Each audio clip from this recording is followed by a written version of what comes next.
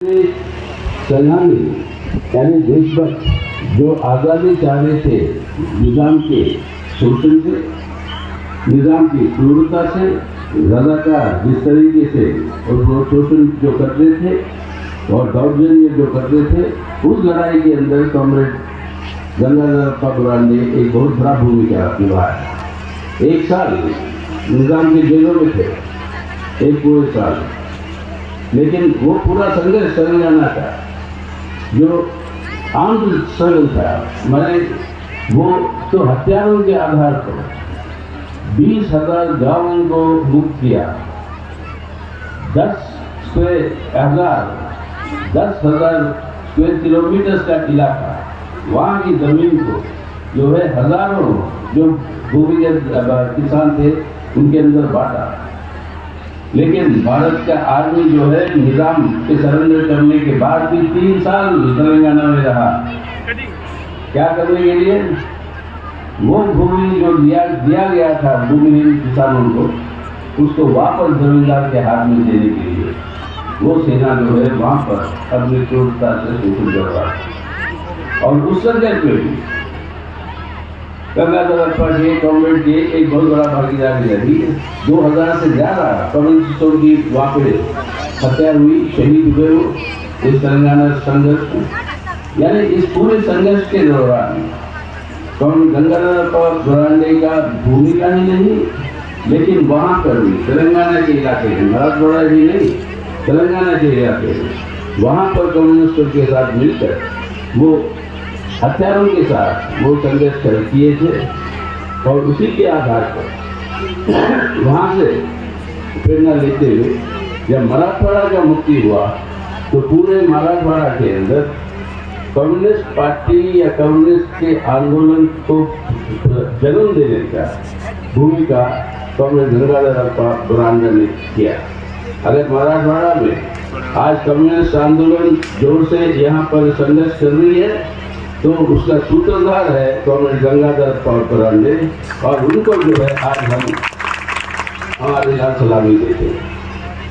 इन संघर्षों के चलते हुए 1 साल निज़ाम की जेलों में काटे थे, लेकिन उसके बाद 5 साल अपने देश के आज़ाद हिंदुस्तान की सरकार की जेलों में काटे। और ये भी क्यों?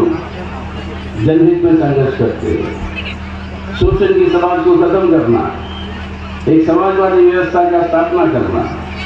और अगर ये सब काम करना है तो किसानों के संघर्षों को लेकर और खास तौर से किसानों के ऊपर, क्योंकि इस पूरे इलाके में पानी की बहुत बेहद कमी थी और उन्हीं ये सोच था कि बारिश का पानी जब गिरता है वो बेकार में चला जाता है, उसका जो है उसकी जो है हार्वेस्टिंग हो। और उसके लिए जितना उन्होंने अपनी कल्पना करके योगदान के साथ लोगों के साथ उन्होंने डोनेशन मांग के, और कई सारे संस्था जैसे CITU है उन्होंने जो डोनेशन दिया, उसके चलते आज पानी की बारिश की पानी का हार्वेस्टिंग के आधार पर करते हुए यहाँ पर सिंचाई का हाल जो है बहुत बेहतर हुआ। तो ये सोच जो है सिर्फ ये नहीं था कि मानव मुक्ति के लिए संघर्ष करना, लेकिन जब तक आप जिंदा हो तो आपकी जिंदगी को और बेहतर कैसे करना है उसको भी जोड़कर कॉमरेड अप्पा ने हमारी पूरी जिंदगी बिताई। हम प्यार से एक कॉमरेड तरीके से कॉमरेड अप्पा को अप्पा ही बुलाते। और शायद 1980 की दशक में मेरे को पहले यहाँ पे आने का मौका मिला जब मैं एक छात्र नेता था, छात्राओं का मिलती, और तब आपा से मुलाकात हुई। एक SFI का यहाँ पर कॉन्फ्रेंस भी हुआ था। उस जमाने के SFI के नेता भी बैठे हुए हैं यहाँ पे, हमारे उनको मौके डाली। तो अब उस समय जो मुलाकात हुई, अगर बिना शोषण की समाज को स्थापना करना है तो आपा क्या कहते थे? बिना बच्चों को सही शिक्षा दिए हुए, बिना उनको ठीक ढंग से पढ़ाए हुए ये असंभव है। तो इसीलिए यहाँ पर बच्चों को शिक्षा देने की व्यवस्था में बहुत कमजोरी है, बहुत कम है यहाँ पर स्कूल। तो उन्होंने 1960 में ये स्कूल खोला आज जब आ रहे थे वो इमारत दिखा रहे थे जिनको डॉक्टर दरा, और मेरे को भी पहली बार मेरे को भी पता चला कि 1वीं क्लास से 10वीं क्लास तक डॉक्टर दरा इसी स्कूल में पढ़े, और इसीलिए तो आज डॉक्टर है। और वो दिखा रहे थे पुराने इमारत और पुराने दरवाजे जहाँ से वो स्कूल में जाते थे, और यहाँ पर आज ये यहाँ पर आए इतना विशाल स्कूल। और इस जिले में सुना है कि ऐसे 3 और स्कूल है, यानी 4 स्कूल। एक छोटा सा स्कूल आपके गाँव के गाँव में उन्होंने जो निर्माण किया था उसका असर जो है आज पूरे जिला में फैला, और आज इन बच्चों को सही किस्म की शिक्षा दे, कई सही मूल्यों के आधार पर शिक्षा दे, वो बहुत बहुत ज़रूरी है। क्योंकि आज की चुनौतियों का सामना करना है हमें, तो आज इस तरीके की शिक्षा की बहुत ज़रूरी है। क्योंकि आज क्या रहा है अपने देश में, अगर संक्षिप्त में बताना है बात, मैं बाद में मतलब तो कोशिश करूंगा हर क्षेत्र में क्या हो रहा है। संक्षिप्त में बताना है बात, तो आज जो है बहुत बड़ा प्रचार चल रहा है, प्रचार ज़्यादा चलता है, काम कम चलता है आज के दिन अपने भारत में। और प्रचार चलिए आज G20 के मतलब तो मीटिंग ये हुए दिल्ली में। अरे G20 हर साल होता है मीटिंग, हर साल उसका एक अध्यक्ष होता है, भारत पहले भी अध्यक्ष था। अब ऐसे इसका प्रचार हो गया कि मोदी साहब ही पहली बार अध्यक्ष हुए, और 4100 करोड़ रुपए का खर्चा किया सिर्फ दिल्ली के अंदर, और एयरपोर्ट से हमारे हवाई अड्डे से जो विदेशी जो लोग आए वो फैमिली के होटल के बीच में 700 बड़े बड़े प्लकार्ड लगे, 700 बड़े बड़े प्लकार्ड लगे हुए मोदी साहब के तस्वीर के साथ। यानी वही, बाकी कोई नेता नहीं है दुनिया में। क्या वो इतने खर्चा कर रहे हैं, ये सब कौन सा किसका पैसा है? आपका, हमारा सरकार का पैसा है। और खर्च किस लिए हो रहा है? चुनाव प्रचार के लिए, वरना G20 के लिए खर्चे की कोई मतलब नहीं। यानी अपना पैसा इस्तेमाल करके वो चुनाव प्रचार करें, इसलिए कि वो प्रचार ज़्यादा है, काम कम है या काम लूटा है। आज एक प्रचार है कि हम पहुंच गए अमृतकाल, यानी अगले 25 सालों के अंदर अमृतकाल जो है हासिल होगा, और उसका निर्माण मोदी साहब ने किया। अब उनको क्या होता है, अब अपने पौराणिक कहानियों के चलते हुए अमृत पैदा कहाँ से होता है? समुद्र मंथन से। जब समुद्र मंथन होता है, उस मंथन से अमृत का पैदाइशी होती है, ये हमारे पौराणिक कहानियां बताती हैं। और इस मंथन के अंदर 2 कलश उभर कर आए, एक में अमृत था, एक में जहर था, विष। अब खड़े थे दोनों साइड देवता देव और बुरे लोग। अब इत्तेफाक से अमृत का कलश जो है बुरे लोगों के हाथ में चला गया, और देवताओं के हाथ में जहर का कलश आ गया। अब देवता परेशान, अब ये कैसे मतलब बदला जाएगा?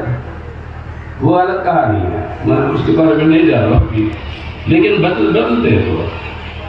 लेकिन आज जिस मुकाम पे आप और हम और अपना देश खड़ा है इस अमृत काल में, कि गलत लोगों के हाथ में अमृत पहुंच गया। आज आपको और हमको सबको मिलकर उस अमृत को सही लोग माने अपने देश के लोगों के लिए, फायदा के लिए उस अमृत का इस्तेमाल करने के लिए गलत लोगों से इस अमृत को खींच कर ले आना पड़ेगा। और वो है संघर्ष आज हमारे सामने। इसका मतलब है जो आज राज कर रहे हैं उनको सरकार से हटाना पड़ेगा, तभी उस अमृत का कलश जनता के हित में हम ले आ सकते हैं वापस। और इस संघर्ष में अप्पा का ब्रांडे का सबसे बड़ा प्रेरणा है हमारी, कि आज ये संघर्ष है कि अमृत को वापस ले आओ जनता के हाथ में। और जनता के हाथ में अमृत को ले आना है, क्यों? क्योंकि आज हर क्षेत्र के अंदर आज जो है हमारे इसी संविधान व्यवस्था जो है हमारा, उसी संविधान व्यवस्था के ऊपर एक बहुत बड़ा हमला हो रहा है, जो आज़ाद हिंदुस्तान में हुआ है। वही आज़ादी के लिए जो कुर्बानियां दी, सैकड़ों लोग जो लड़ाई लड़ी, अप्पा जैसे क्रांतिकारी लोग जिन्होंने कम्युनिस्ट पार्टी की स्थापना की मराठवाड़ा में और कम्युनिस्ट आंदोलन के आधार पर बिना शोषण की व्यवस्था बनाने की कोशिश कर रहे थे, लेकिन वो सब था एक बुनियाद के ऊपर, और वो बुनियाद था भारत का संविधान। आज संविधान के जो बुनियादी 4 स्तंभ है, 4 स्तंभ है हमारे संविधान के बुनियादी, इन 4 स्तंभों पे हमला हो रहा है, बहुत गंभीर हमला हो रहा है। पहला स्तंभ कौन सा? एक धर्मनिरपेक्ष जनतंत्र। एक धर्मनिरपेक्ष जनतंत्र की बात जो हम कहते हैं, धर्मनिरपेक्षता की हालत अगर आप देखोगे, पार्लियामेंट के अंदर ही आपने देखा किस तरीके से गाली गलौज हुए हैं एक बीजेपी की एमपी ने, एक अल्पसंख्यक एमपी के ऊपर गाली गलौज किया, उसके ऊपर अध्यक्ष महोदय कुछ करते नहीं। अगर विपक्ष का सांसद कुछ गलत बोलता है तो उसको सस्पेंड करते हैं, लेकिन इस चुनाव को, क्योंकि ये शासक पार्टी के सांसद है, इनके ऊपर आज तक कोई कार्रवाई नहीं। यानी मंदिर जो मोदी साहब ने कहा था, ये जनतंत्र का मंदिर है, टेम्पल ऑफ डेमोक्रेसी बताया था, वहां पे इस तरीके की बेहूदी बातें हमारे देशों के अंदर अल्पसंख्यकों के खिलाफ हो रही है। अगर वहां तक हम पहुंच गए, उसके 2 दिन पहले एक अल्पसंख्यक नौजवान को एक खंबे से बांध के उसको मार मार के उसकी जान ले ली, दिल्ली राजधानी, पुलिस के सामने और सबके सामने। और ये नफरत की आग हर जगह हम देख रहे हैं, अल्पसंख्यकों के ऊपर इस नफरत के आधार पर हिंसा की परिस्थिति वहां तक पहुंचा है। और वहां तक पहुंचाते पहुंचाते अब ये नफरत जो है इस तरीके से फैल रही है कि देश की एकता और अखंडता, यानी हमारे देश के अंदर सामरस्य की बात जो हमारा संविधान कहता है, उसी के ऊपर आज हमला हो रहा है कि एकजुट इस तरह के हमारे देशवासी रह पाएंगे नहीं। और इस बंटवारे के चलते हुए अपनी कट्टर हिंदुत्व सांप्रदायिक वोट बैंक को मजबूत करने की कोशिश में इस तरह की हिंसा और एक किस्म की जहरीली नफरत की वातावरण जो पैदा किया जा रहा है, इससे देश के अंदर धर्मनिरपेक्षता की बातें नहीं, एक किस्म की इंसानियत भी बचेगी या नहीं, वो एक शंका पैदा होती है। और उसी के साथ साथ जन्मादिन का धर्मनिरपेक्ष जनतंत्र का क्या हालत है? आज जो भी सरकार के खिलाफ अपना आवाज उठाता है उसको देशद्रोही कह के उसको जेल में डाल दिया। पत्रकार कई सारे हैं आज जेल में, क्योंकि वो सच्चाई लिखने लगे, बताने लगे। कई सारे जो राजनीतिक नेता नहीं, वो भी है जेल में, वो अलग बात है, लेकिन जो अपने देश के अंदर मानव अधिकार के लिए लड़ाई लड़ते हैं वो सब जेल में हैं। और 3 साल से ज्यादा हो गए आपके महाराष्ट्र के एल्गार परिषद के केस में, जो 11-16 लोग अभी 11 है शायद जेल के अंदर, 3 साल हो गए उनके ऊपर, आज भी कोई चार्ज जो है पुलिस नहीं लगा पाई। सालों भर जेल में रहते हैं, चार्ज नहीं, बाद में कोई चार्ज नहीं लगती, उनको कोर्ट जो है रिहा कर देती है।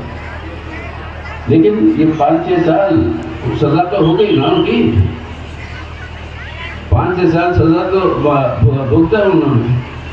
यानी सरकार के खिलाफ आवाज उठाना जो हमारे बुनियादी अधिकार है, वही सरकार के खिलाफ आवाज उठाते उठाते जनहित में कुछ काम करवाते। आपका का पूरा जिंदगी क्या था? ये नीति सरकार की गलत है, ये गलत काम कर रहा है सरकार, ऐसे नहीं होना चाहिए, ऐसे होना चाहिए, और जनहित के लिए वो काम कराओ। आज वो एक अपराध के रूप में ठहरेगा। जनतंत्र का मतलब है कि या उनके साथ रहो, उनके खिलाफ कुछ बोलोगे तो अपराध, ये जनतंत्र का और अगर समझे सबसे बड़ा आज राजनीतिक शख्स हमारे देश के अंदर है वो है आपका ईडी, एनफोर्समेंट डिपार्टमेंट। वो सबसे बड़ा राजनीतिक नेता है आज देश। अगर कोई भी राजनीतिक पार्टी जो है उनके खिलाफ आवाज उठाती है तो उनको केस लगाओ और जेल में डालो। और जब वो बदल लेते हैं, वो अपनी पार्टी छोड़कर भाजपा में चले जाते हैं, पूरे केस खत्म। अब मैं आपको क्या बताऊं, महाराष्ट्र के अंदर दो बार भुगत चुकी जाती है बात, दो बार दो पार्टियों के साथ हुई यहाँ पे। और ये बात तो हमसे उल्टा पूछते हो कि अगर कोई गलती किया तो उसके ऊपर सजा नहीं होनी चाहिए क्या? हम बोला बिल्कुल होनी चाहिए। ईडी ने कितने केस दर्ज किए हैं मोदी साहब के आने के बाद? 5,500 से ज्यादा। उसके अंदर कन्विक्शन कितना हुआ, कितने लोगों को सजा भी दी? 23। 5,500 से ज्यादा केस और सजा मिलती है 23 लोगों। मतलब क्या है? 0.01% से भी कम है जो सजा मिली।